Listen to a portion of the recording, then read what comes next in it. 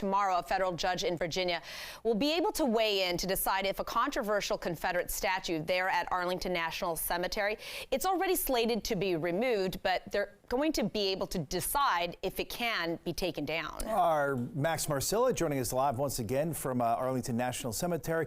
And Max, a group from Northern Virginia is the one responsible for this last-minute legal challenge. They are, Chris. They're also affiliated with a group in Florida dedicated to various Confederacy causes. Of course, they've taken up a number of monument debates and arguments over the last few years. In this one, they're focused mainly on a law involving environmental protections, and they say the federal government has defied that law. A judge has granted a temporary halt to the removal.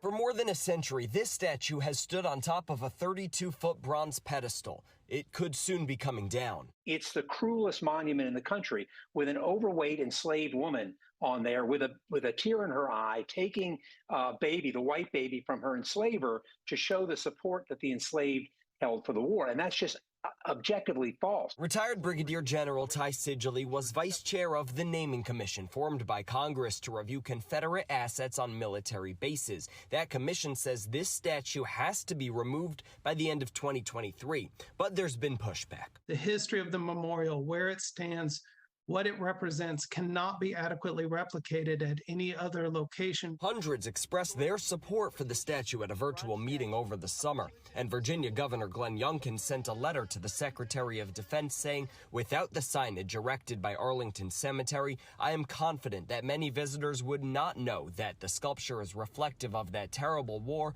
fought to end the tyranny of slavery, not a celebration or glorification of war or the Confederacy. People say when you take a statue like this one down, it's erasing history. What's your response to that? Well, there's history, and I would say that when it was at West Point, we studied the Battle of Gettysburg every year. Statue is commemoration, and it represents our values. Tonight, Sigely tells us he doesn't expect this lawsuit to end the removal of the statue. He expects that to move forward, and if it does, Virginia's Governor Youngkin has requested and planned for the Confederate Memorial to be moved to a state park in the Shenandoah Valley. That hearing in front of the judge at the federal courthouse in Alexandria is set for tomorrow at 11 in the morning. Reporting live outside Arlington National Cemetery, Max Marcilla, DC News Now.